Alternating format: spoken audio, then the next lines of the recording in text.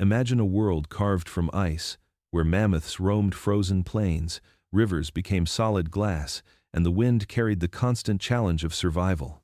40,000 years ago, Earth was shared by two human species, one whose story dominates history and one almost forgotten. The Neanderthals were not brutes. They were strong, intelligent, and built to endure the harshest conditions. They hunted giant animals, crafted tools, painted caves, buried their dead, and cared for each other with remarkable skill and empathy. Then came Homo sapiens from the south, carrying clever tools, language, and ambition. Two human worlds collided, sometimes peacefully, sometimes violently, reshaping the future. Yet the Neanderthals did not vanish entirely. Their DNA, their resilience, and their ingenuity survive in us. This is the story of their struggle, their survival, and the fire that never truly died, quietly burning in every human today. Sorry for the interruption. Where are you tuning in from? Drop it in the comments. 40,000 years ago, the world was locked in a silence so deep it seemed eternal. Europe lay beneath the grip of endless winter, its mountains buried beneath glittering sheets of ice that stretched for hundreds of miles. The sky hung low and pale, heavy with snow that never seemed to end. Winds swept across the frozen plains, carving shapes into the white earth, erasing all traces of what had been there before. It was an age when life clung to the edges of existence, where every breath was a victory against the cold. In this vast, frozen expanse, mammoths trudged slowly across the tundra, their shaggy coats rippling in the wind. Woolly rhinos grazed along icy riverbanks, their breath steaming in the frigid air. The roar of cave lions echoed faintly through valleys, and herds of reindeer moved in shimmering waves, following the rhythm of the seasons that no longer felt stable.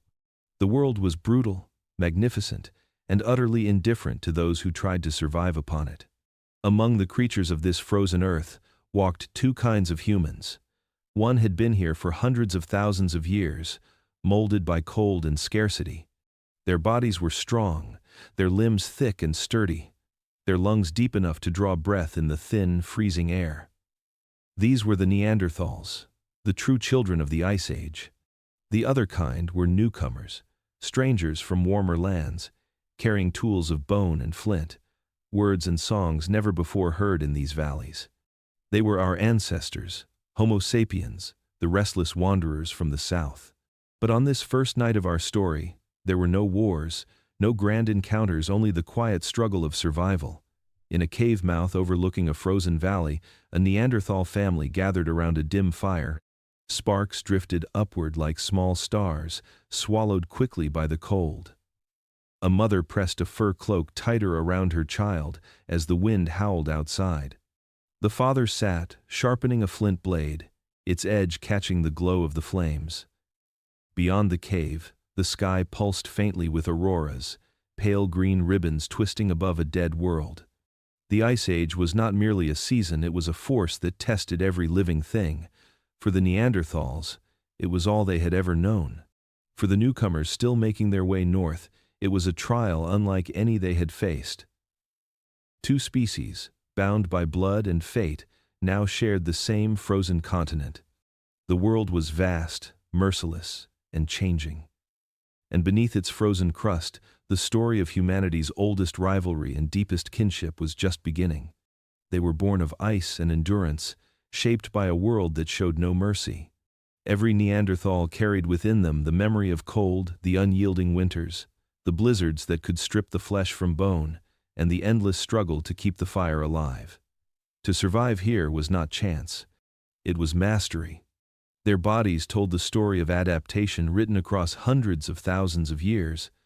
They were shorter, broader, their bones thick as oak roots. Muscles rippled beneath layers of fur and hide, built not for beauty but for survival. Their chests were deep, lungs vast enough to drink the frozen air. Their skin, pale and roughened by wind, held the warmth of their fire-lit caves. They were not slow, nor dull. As once imagined, they were the children of the cold, and this frozen world was their home. By the flicker of flame, their eyes gleamed with intelligence. They chipped flint with skill that bordered on artistry, shaping edges sharper than any claw. They hunted mammoths with strategy, driving them into icy ravines, then waiting, patient and silent, for the right moment to strike. They could track a reindeer's hoofprint across snowfields for miles, sensing the shift in wind, the tremor of the earth beneath their feet. But it was not only muscle and instinct that kept them alive. Around their hearths, they spoke in low, rhythmic voices, a language of meaning and emotion, perhaps not so different from our own. They buried their dead, tucking flowers beside the bodies, a quiet gesture of grief or reverence. They painted with ochre on cave walls, their hands leaving red prints that still whisper from the stone. These were not beasts crouching in darkness. They were humans of a kind we have almost forgotten, capable of tenderness, memory, and awe. In the heart of one cave, a Neanderthal child pressed her small palm against the wall, leaving behind a faint red mark. Her father watched from the fire's edge, the glow painting his face in shades of amber and shadow. Outside, the wind shrieked across the cliffs, but inside, there was warmth, laughter, and the faint rhythm of life persisting against the storm. The world called them primitive, but here, in the crucible of the Ice Age, they were kings. The glaciers might move, the earth might shift, but the Neanderthals endured. They were not creatures of chance. They were crafted by necessity, by time, and by a relentless will to live. And for a long frozen age, they were the true masters of the North. The world the Neanderthals called home was a land caught between fire and ice. From the northern horizon to the edges of the ancient forests, everything shimmered with frost. The sun hung low, a weak pale light that never truly warmed the earth. The wind carried a sound that was both haunting and beautiful, whistling through valleys carved by glaciers older than memory itself. This was not a land of abundance. It was a realm of survival, and only the strongest, the cleverest, and the most enduring could call it home. Across the white plains, mammoths lumbered in silent procession, their woolly coats glistening with crystals of ice. Their tusks curved like crescents of ivory, scraping the frozen air as they searched for buried grass beneath the snow. Reindeer moved in great herds, their hooves cracking the brittle crust as they wandered south toward meager feeding grounds. Saber-toothed cats and cave lions watched from rocky ledges, patient and hungry, their eyes glowing like coals in the dim light.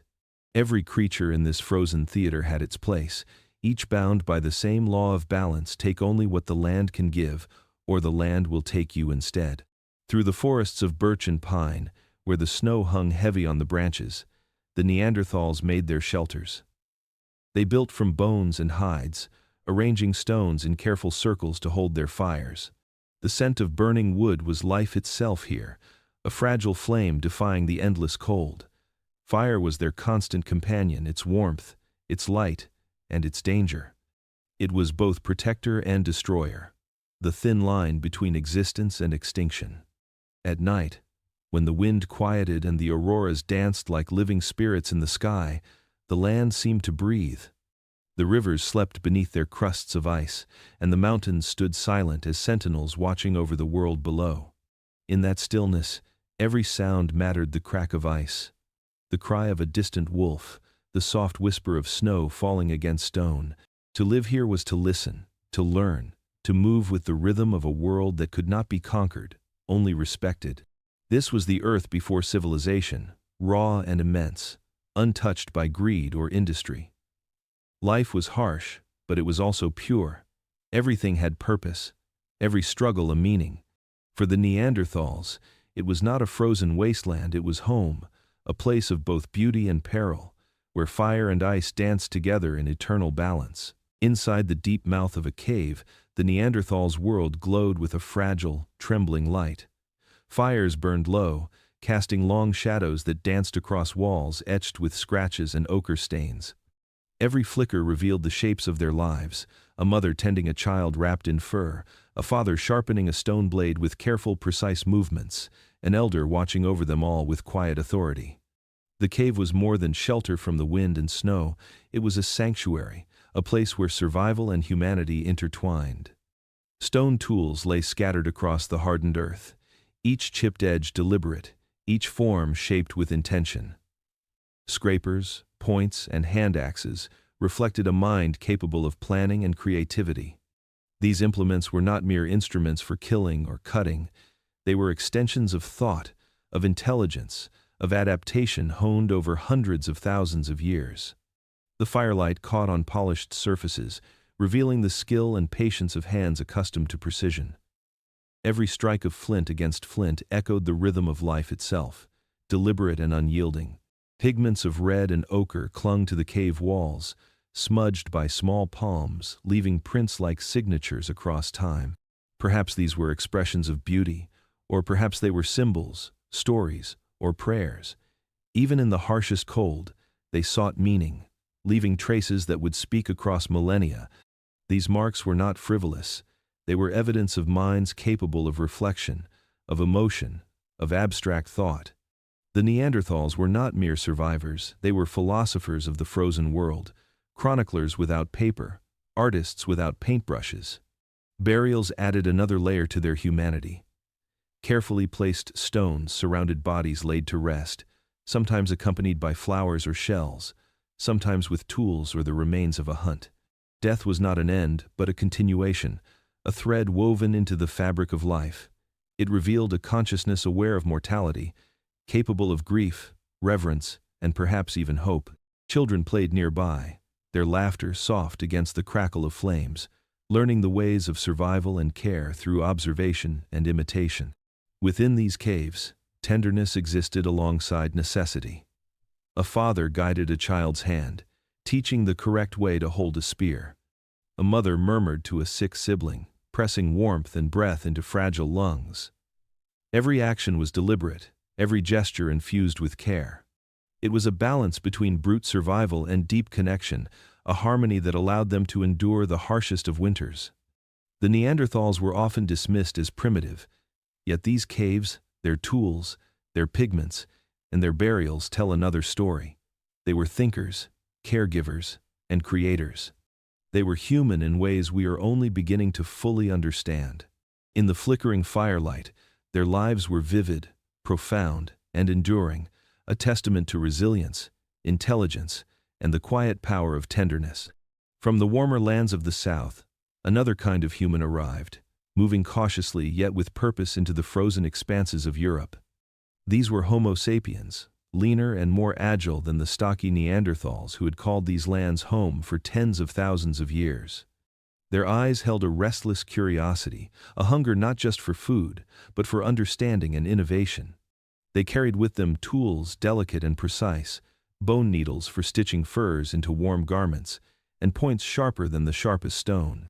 With each step northward, they brought not only survival skills, but a new rhythm of life, one that would ripple across the continent and leave traces still visible in our own DNA. Wherever they traveled, they carried language, or at least the beginnings of it.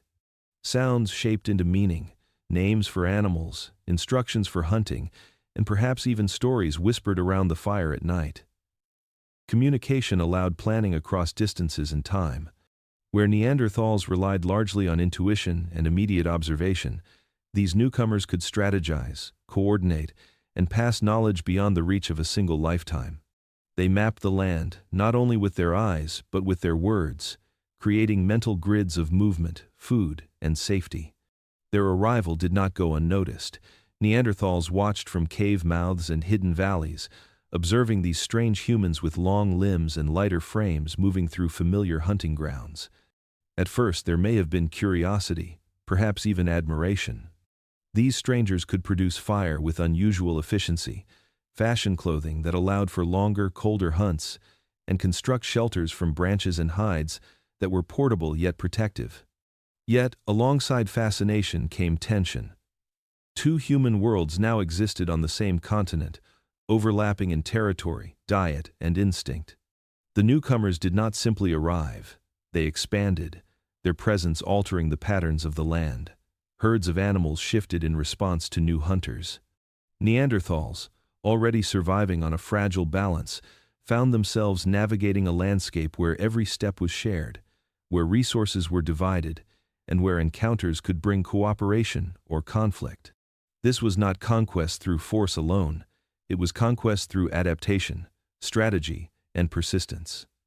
And yet, for all their differences, there were moments of connection.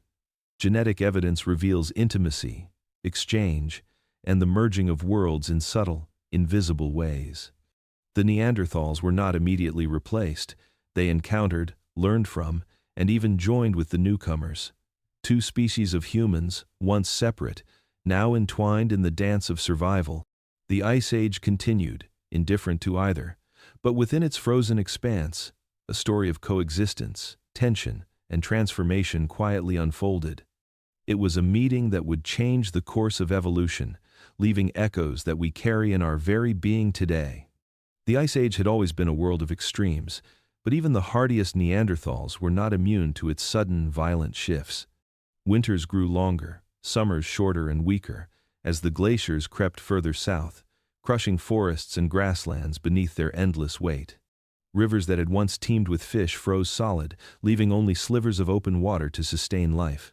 Herds of reindeer and mammoths, the lifeblood of Neanderthal survival, moved faster, further, chasing patches of grass hidden beneath the snow. The animals that had been predictable for generations became elusive, their migrations a cruel game against which humans could not gamble.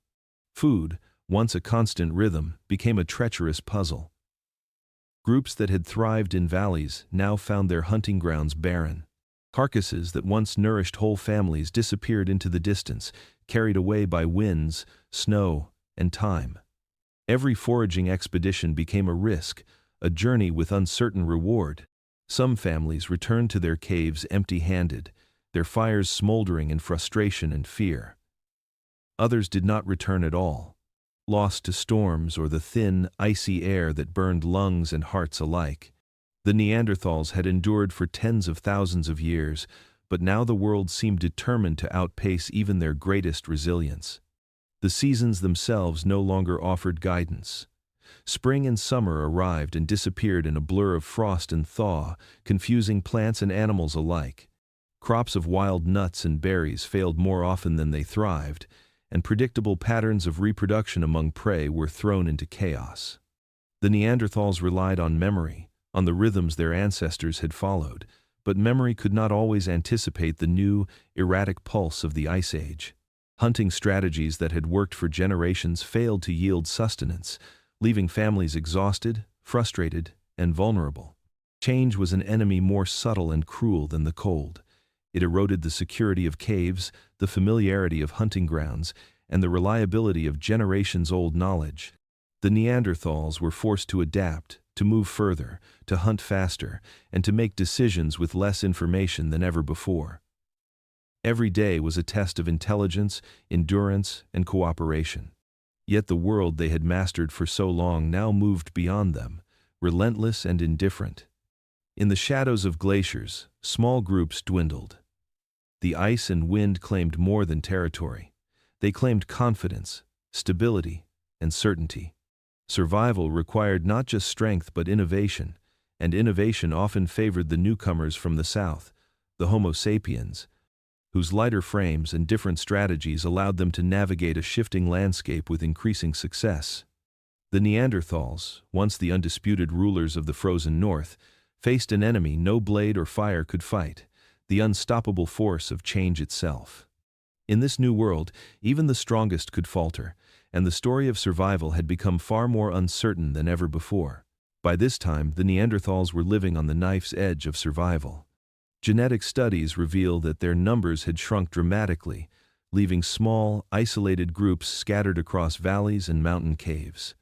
The once thriving communities, connected by migration and trade, were now fractured. Each clan forced to cling to the land that still offered a fragile promise of sustenance. The Ice Age had taken more than herds and warmth. It had taken their security, their cohesion, and, in some ways, their confidence. Life became a matter of endurance, day by day, hunt by hunt, fire by fire. In the shadow of glaciers, these Neanderthals moved cautiously, leaving subtle traces in the snow for anyone who might follow or come searching. Every path was deliberate, every step measured against risk and reward. A frozen stream could provide water, but it could also hide thin ice that would trap a foot or shatter a bone. A familiar cave could protect against blizzards, but its walls might no longer conceal a predator or a rival clan. Survival demanded vigilance, intelligence, and adaptability. The light of their world, once constant and familiar, had begun to fade, and each generation felt the pressure more keenly than the last. Even the tools and techniques that had ensured their survival for tens of thousands of years were no longer guarantees. Flint points, hand axes, and bone needles could kill, cut, and sew, but they could not create abundance where food was scarce. Fires burned smaller, tended more carefully, conserving precious fuel. Hunters moved silently for hours, tracking animals that had learned to avoid humans, their patterns more erratic under the strain of shifting seasons. The Neanderthals had learned to survive ice and snow, but the world was changing faster than even the cleverest mind could anticipate. Social life endured, but in smaller circles. Children played in the protective glow of fires, learning essential skills from parents and elders, yet each loss of a family member left a deeper mark. Tribes that had once been networks of mutual aid now struggled to maintain bonds across the icy expanse. Communities faced a delicate balance. Too far from one another, and isolation could mean extinction. Too close, and competition for dwindling resources could spark conflict. Every encounter became loaded with consequence. And yet, in this fragility, there was resilience. Archaeological evidence shows that these small groups still created art, buried their dead, and tended to each other's injuries. Their culture persisted, even as numbers waned. But the dimming light of the Neanderthal world signaled an undeniable truth. Adaptation could only go so far.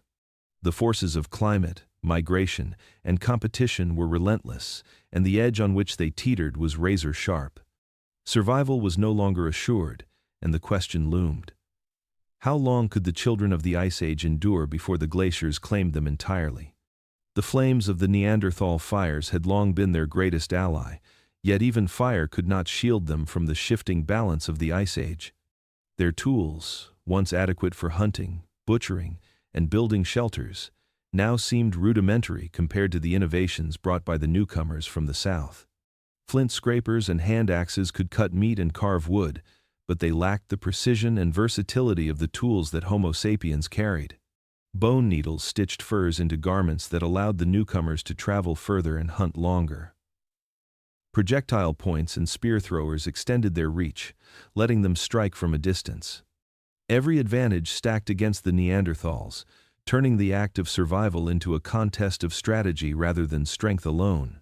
Neanderthals could still start fires, cook meat, and light the shadows of their caves, but fire alone could not compensate for scarcity of resources. Wood for fuel became harder to find as glaciers advanced and forests retreated.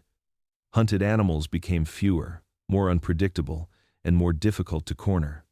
Their once familiar hunting grounds were now shared with Homo sapiens, who moved with planning, coordination, and sometimes persistence that the Neanderthals could not match.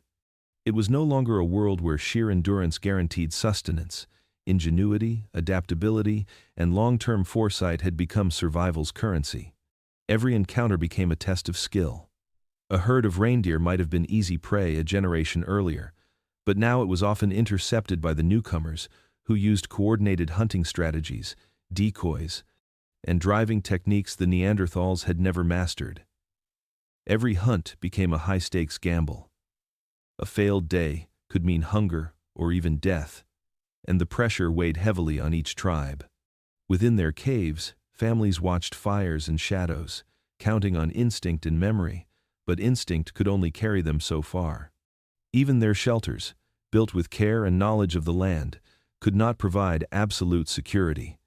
Homo sapiens constructed more portable and varied forms of protection, able to move quickly when animals or threats shifted. Neanderthals were tied to the familiar, their movements limited by what they knew and what they could carry. Fire could warm hands and hearts, but it could not expand territory, secure food, or innovate clothing. Yet they persisted.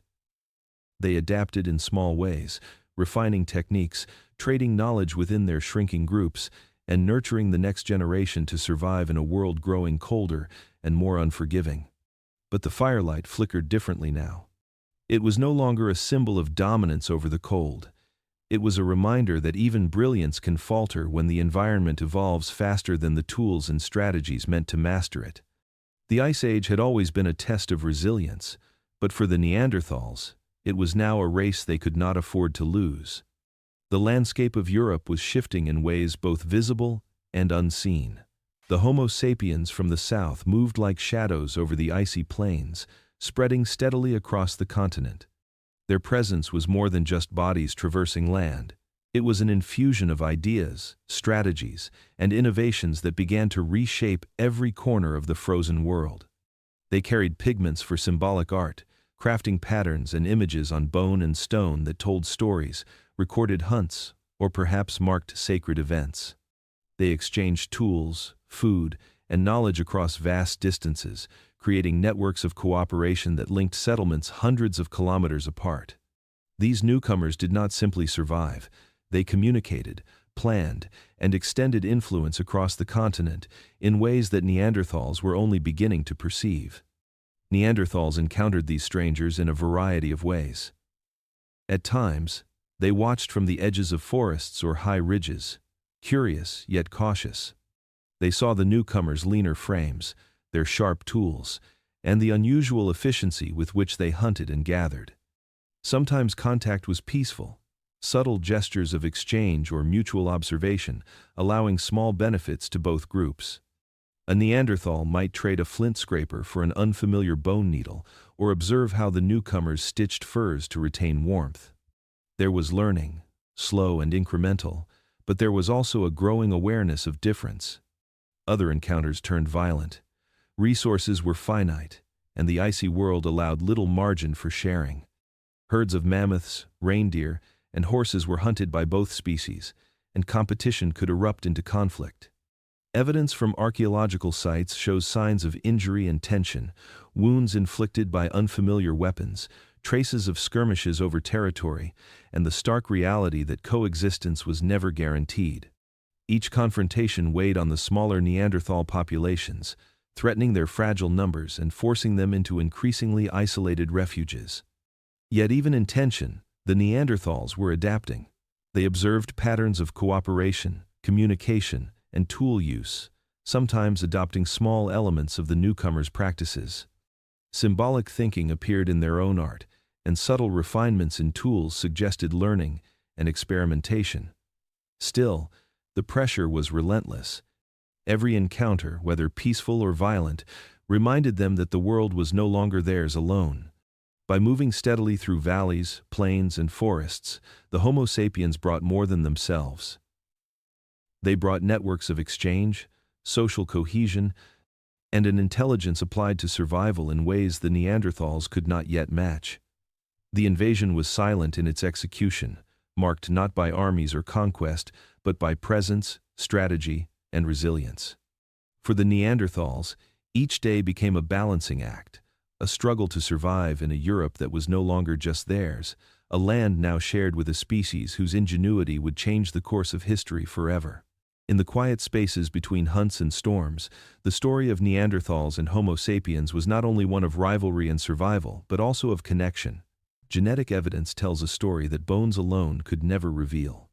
These two species, distinct yet remarkably compatible, met in ways that went beyond mere cohabitation of a continent. They shared the warmth of fire, the labor of hunting, and, in some instances, the intimacy of family. Their encounters were not only strategic but profoundly human, marked by curiosity, cooperation, and at times, affection. The DNA of modern humans carries traces of these encounters, a silent testament to a mingling that reshaped both species. Genes from Neanderthals survive within us, influencing immunity, skin, hair, and even aspects of our metabolism. The remnants of their presence within our bodies tell a story of unions born of proximity and necessity, of alliances formed in the shadow of ice and snow. It was not a violent erasure of identity, but rather a gradual blending, where the distinctiveness of Neanderthals began to blur into the emerging lineage of Homo sapiens. Archaeological evidence hints at these interactions as well. Tools and ornaments appear in overlapping contexts, suggesting shared knowledge or imitation. Caves, that were once exclusively Neanderthal shelters, show traces of newcomers, and in some cases, the careful layering of habitation indicates coexistence rather than conquest. Firelight illuminated not only survival but social exchange. Around these flames, children learned from both parents and visitors, imitating techniques, gestures, and language. Stories and knowledge passed from one group to another, creating a network of understanding that bridged species lines. Yet, coexistence was delicate. While some encounters were peaceful, resources remained limited, and tension lingered beneath the surface. The Neanderthals were fewer, their populations fragmented, their territories shrinking. Their survival depended on adaptation, and part of that adaptation became integration.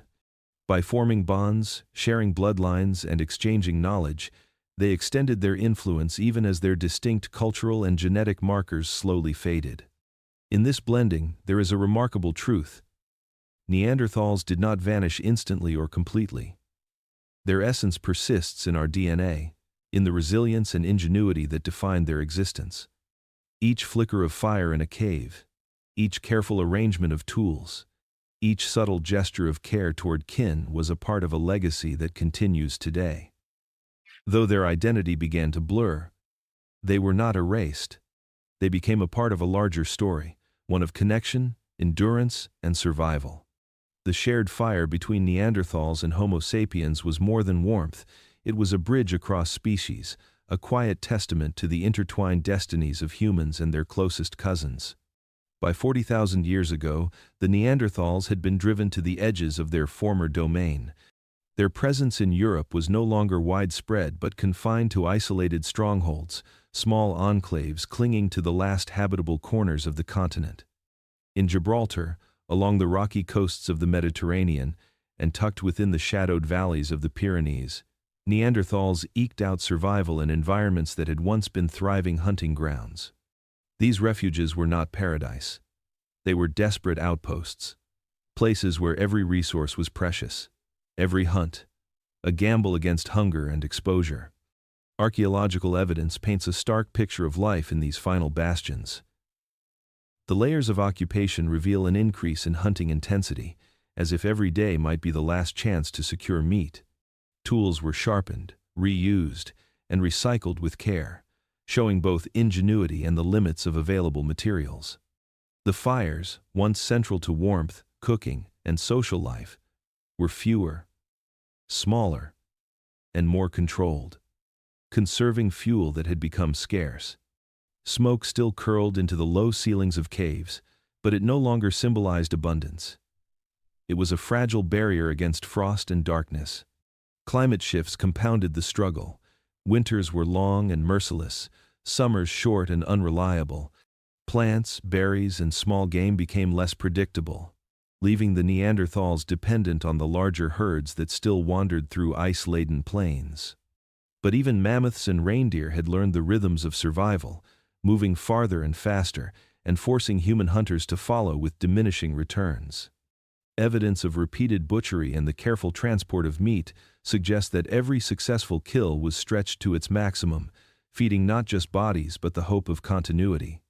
In these last strongholds, social cohesion became paramount.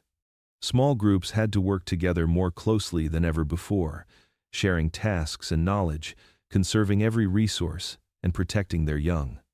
The archaeological record hints at both cooperation and stress, clustered hearths for warmth, yet signs of occasional injury and conflict, perhaps born of scarcity. Even art and symbolic practices continued, faint echoes of culture that had survived millennia, stubbornly persisting in the face of decline. Yet the signs were unmistakable. Populations dwindled, fires burned lower, and hunting, once reliable, became a gamble. These refuges were islands in a shrinking sea of ice and cold, and the Neanderthals who clung to them were confronting the inevitable. Their world, once expansive and abundant, was contracting rapidly. Every layer of soil, every fragment of bone, every smudge of pigment tells a story of endurance at the brink. The last strongholds were not just places of survival, they were the final stage of a species' struggle against a changing world, a testament to resilience and to the slow, inexorable approach of an ending that would reverberate through time. The world shifted with a sudden cruelty. Ice sheets surged southward, swallowing forests and transforming fertile valleys into frozen wastelands. Rivers that once gushed with life now lay locked under thick sheets of ice, reflecting only the pale winter Sunday. The Neanderthals, who had endured countless cycles of cold and famine, now faced a climate that moved faster than adaptation could keep pace. Archaeological layers reveal an eerie pattern. Entire regions once dotted with Neanderthal camps emptied almost overnight. Hearths went cold, tools were left behind, and caves that had echoed with life became silent. This was not a violent extinction, not a single catastrophic event, but a drawn-out unraveling. Survival had always been a matter of skill, strength, and knowledge, but even the most adept hunters could not outmaneuver glaciers or predict the erratic movements of game in a world turned hostile. The great herds that sustained life, mammoths, reindeer, horses disappeared into frozen plains or moved beyond the reach of Neanderthal hunters. Starvation became a slow companion, gnawing at populations already weakened by isolation and dwindling numbers. Evidence from skeletal remains shows signs of malnutrition, worn teeth, and bone fractures that tell of desperate hunts and injuries that went untreated. Fires burned low, often insufficient to warm the body or ward off predators. Communities fractured as individuals ventured further from the group, searching for food that might not exist. Small bands merged when they could, but the strain of overcrowding, combined with the scarcity of resources, often led to conflict, subtle yet deadly. The once cohesive social networks of Neanderthals were fraying at the edges, leaving the final generations vulnerable in every sense. The whisper of extinction was subtle, almost imperceptible to those living it. Unlike dramatic cataclysms, there was no single event to mark their disappearance. Instead, it was measured in abandoned shelters, in the gradual disappearance of tools, in the slow fading of cultural expressions, such as pigments and burials. Each empty cave, each silent valley, was a testament to a species slowly slipping from the earth. And yet, even in the face of disappearance, the Neanderthals' legacy endured. Genetic traces persisted, interwoven with the DNA of Homo sapiens, a quiet echo of a species that had once thrived across Europe and Western Asia. The Great Dying did not erase them entirely. It transformed their story, blending it into the lineage of modern humans. Their extinction came as a whisper, but it carried with it lessons of resilience, adaptation, and the delicate balance between life and environment. The world had frozen, but in that stillness, the memory of the Neanderthals would quietly endure, hidden within the genes of those who came after.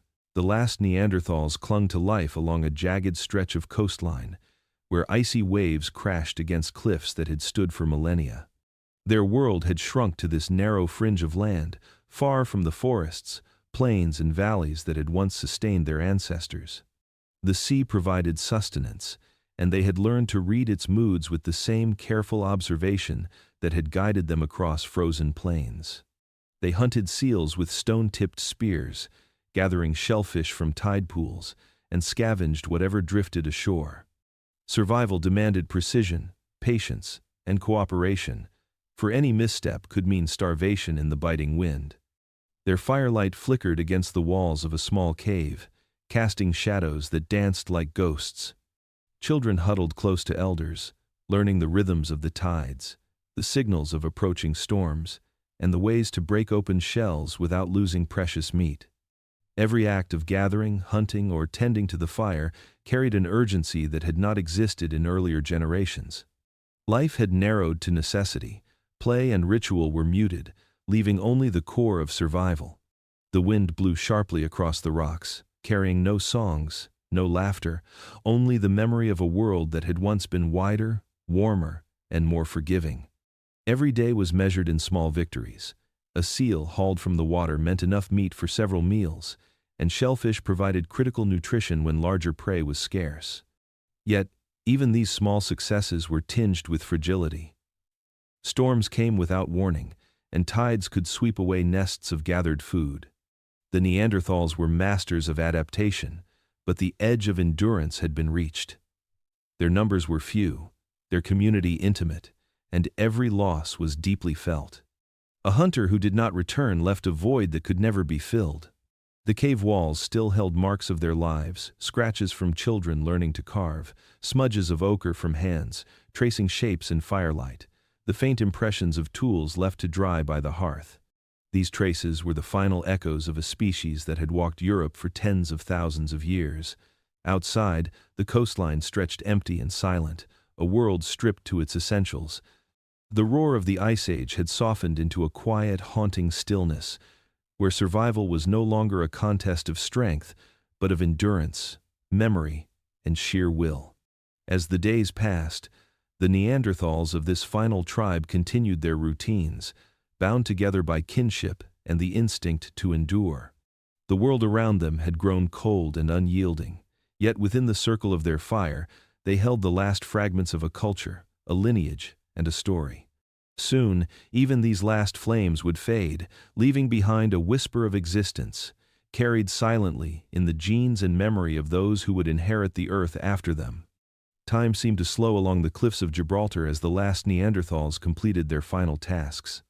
The wind carried the salt of the sea and the chill of glaciers, brushing against weathered faces that had endured decades of struggle. The cave that had once echoed with laughter, conversation, and the crackle of fire now held only a faint warmth, the last ember flickering before surrendering to the cold.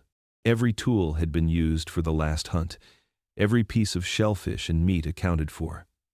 They knew, perhaps instinctively, that the world around them had changed beyond repair. The fire, once a constant companion, a source of warmth, light, and protection, sputtered in its final moments. Smoke curled lazily toward the cave's opening, carrying the scent of charred wood, animal fat, and human labor. It was a small, stubborn flame, clinging to life even as the last Neanderthals drifted toward the shadows. Their hands, calloused and worn, laid down stones carefully beside the hearth, marking the threshold between survival and disappearance. In the quiet, there was no sound of children laughing, no songs of the hunt, no voices calling across the ice.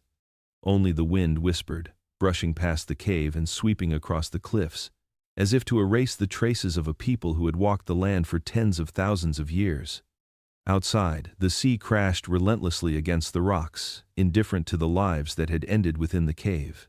The Neanderthals' existence had been measured in generations, in the careful teaching of skills, in the preservation of knowledge and memory. Now, that lineage would merge into another, leaving only fragments behind, tools, pigments, and the faint imprint of footsteps pressed into stone and mud. Ashes cooled in the hearth, tiny remnants of the warmth and light that had sustained a species, quietly waiting for millennia before humans would one day uncover them. In this final moment, the Neanderthals' story was not marked by violence or catastrophe, but by a gradual fading, a quiet slipping into history. Their extinction was not a roar but a whisper, carried on the wind, recorded in bone and stone, and preserved in the DNA that would continue within Homo sapiens. The last fire went out, and with it, the last living memory of a species that had endured ice, hunger, and the vast expanse of Europe's frozen wilderness. 40,000 years later, archaeologists would find the ashes, the stones, and the shells. They would piece together the story of resilience, ingenuity, and survival. But in that moment, the cave lay silent, the hearth cold, and the world moved forward, carrying the memory of the Neanderthals only in whispers, shadows, and the faint traces of a fire that once burned strong above the sea. The story of the Neanderthals did not end with the last flicker of fire in a cave above Gibraltar. Though their bodies disappeared from the earth, their essence quietly endured, carried in the strands of DNA that would mingle with the blood of Homo sapiens. Geneticists, peering into the double helix of modern humans, discovered a remarkable truth. Up to 2% of our genome comes from Neanderthals. These were not mere remnants, but functional pieces of biological history, woven into the very blueprint of who we are today. Their legacy was not lost. It survived, integrated, and reshaped the descendants of their once great species. Within our cells lie traces of resilience honed over hundreds of thousands of years in the unforgiving landscapes of Ice Age Europe. Certain genes inherited from Neanderthals influence our skin, hair, and immune system. They carry the memory of survival in extreme cold, of resistance to pathogens, of bodies adapted to scarcity and danger.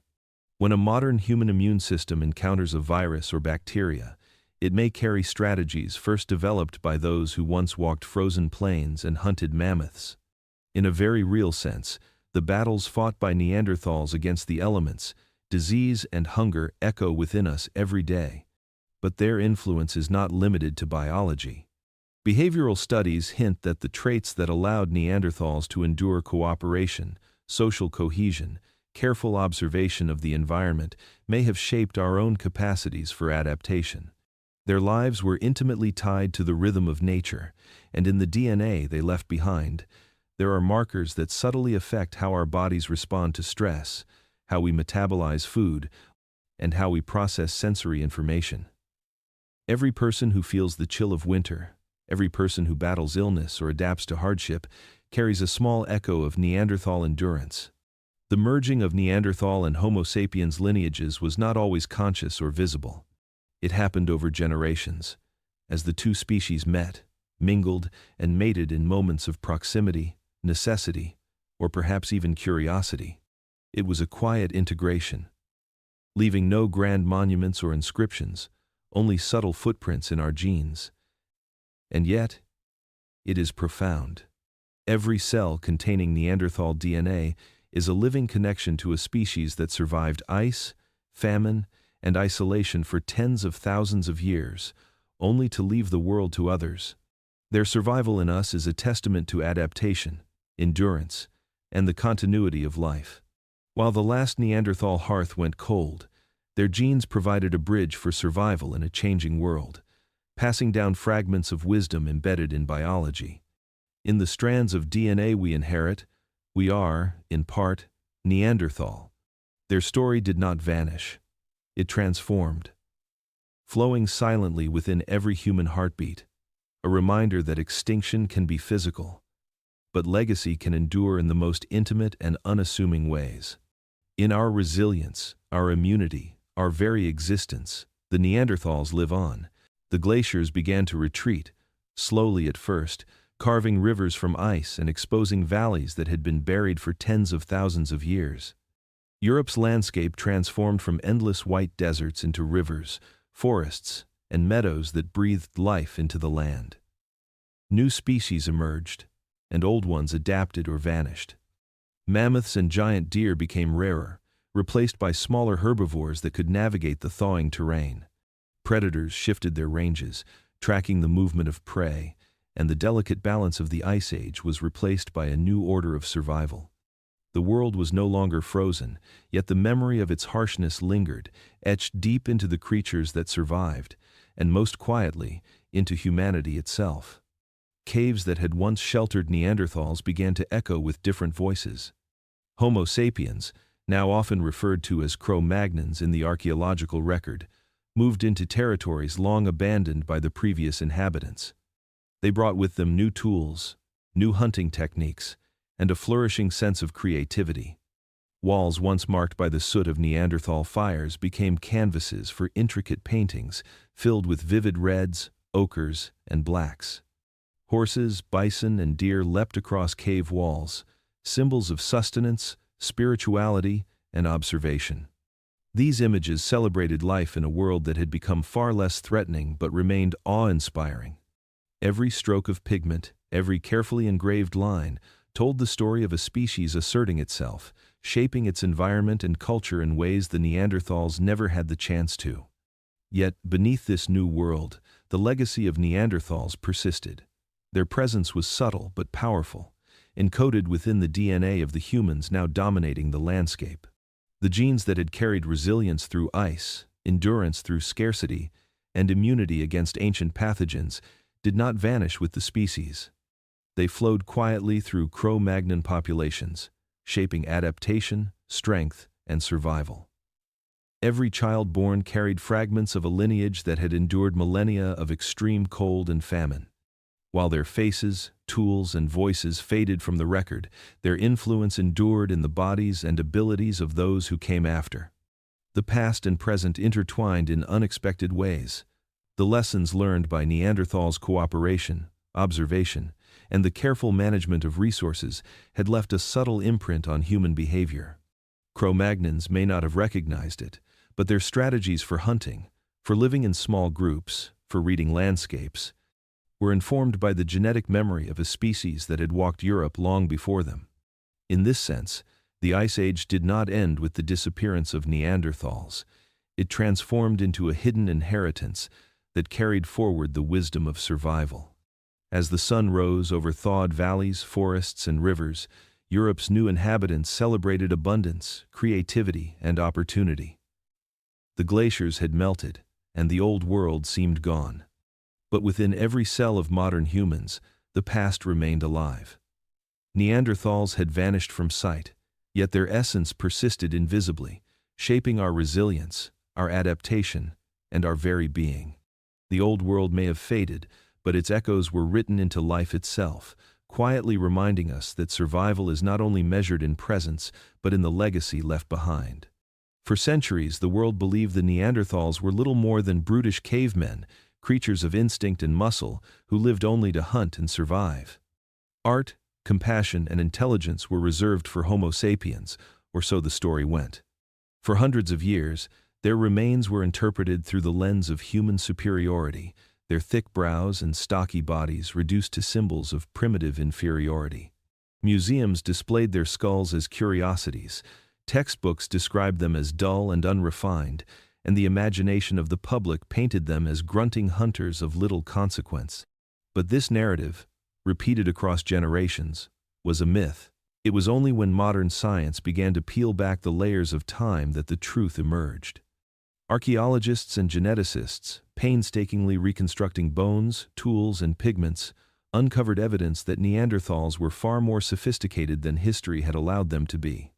They buried their dead, sometimes with flowers, careful placement of stones, or symbolic objects.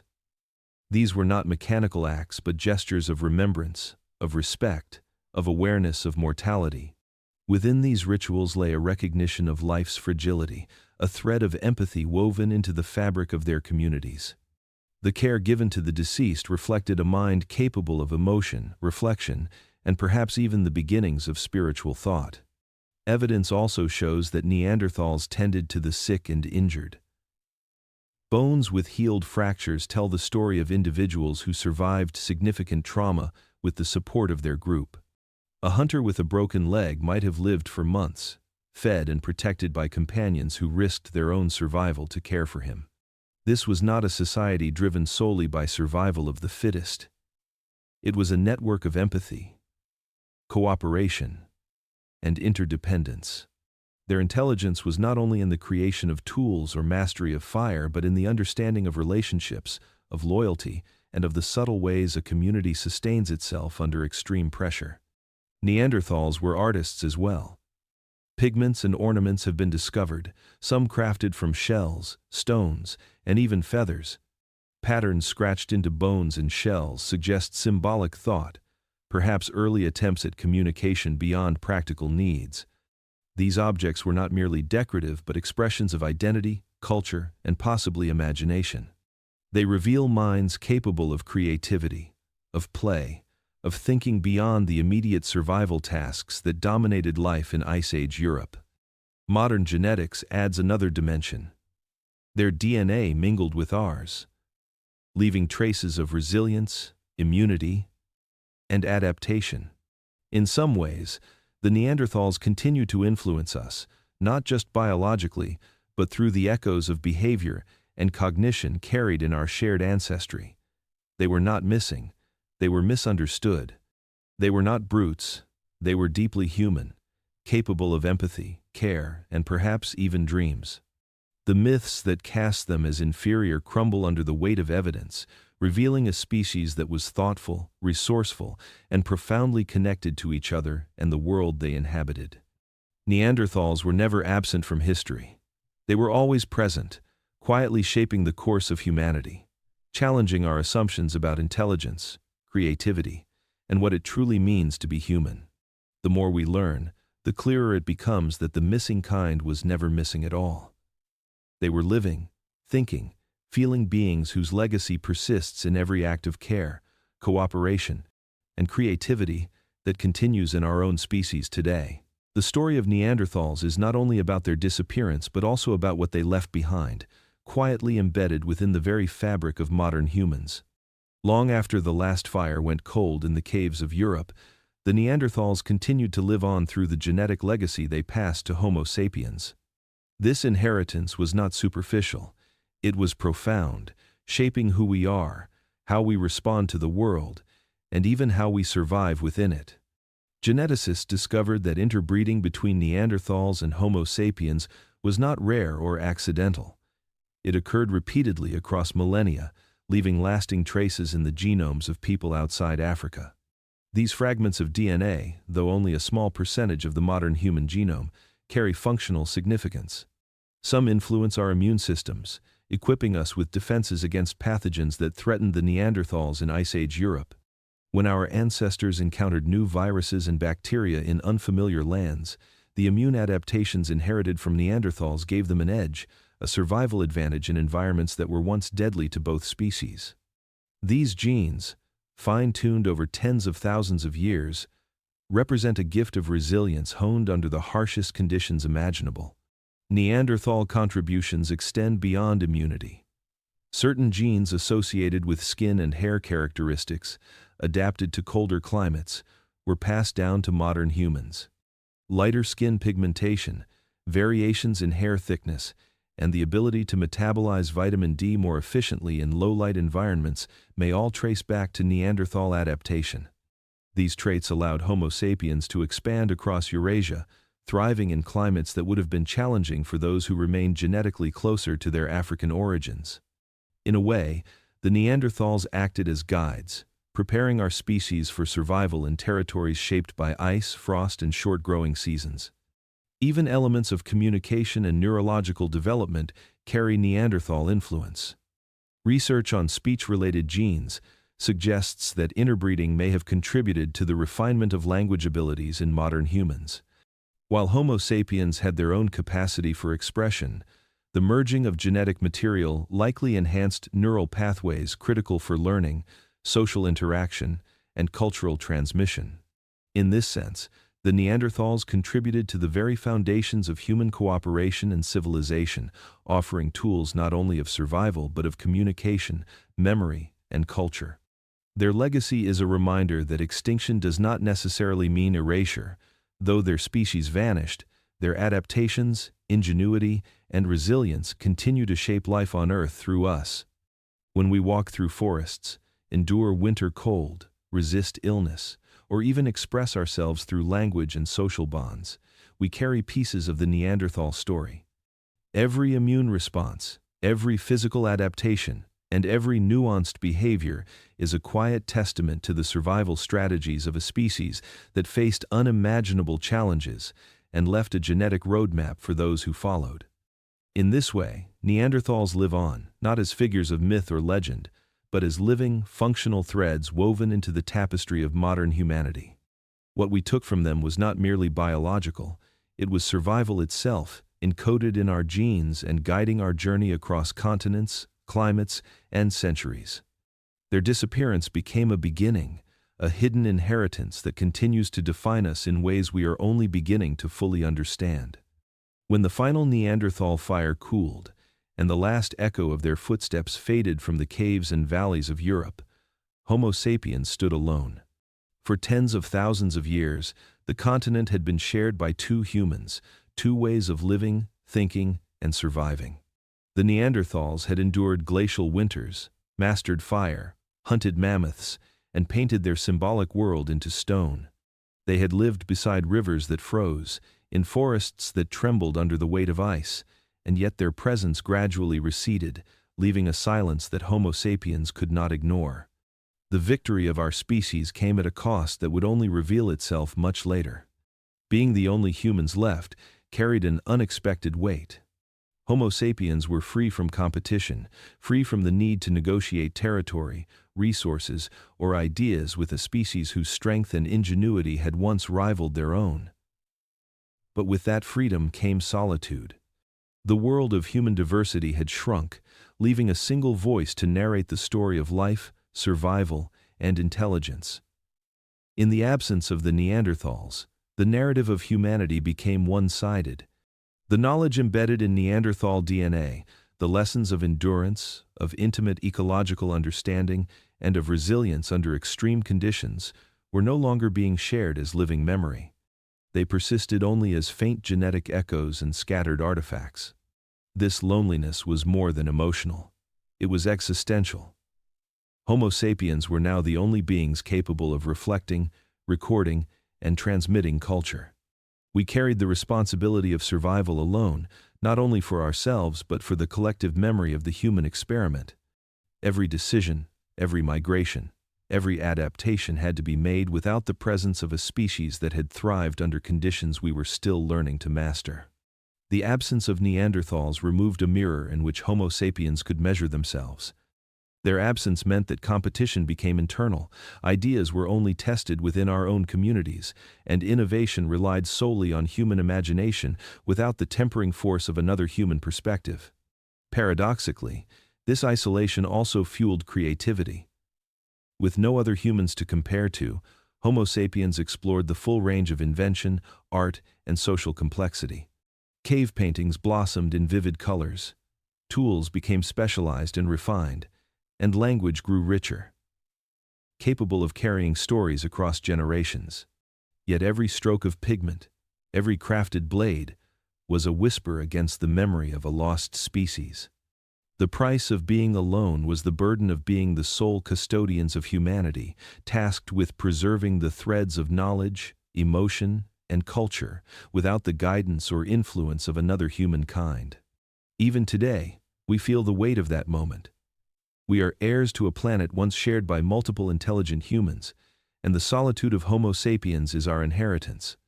We live in a world shaped by one species, carrying within us fragments of another. The triumph of being the last human comes shadowed by the memory of what was lost, reminding us that survival is inseparable from connection.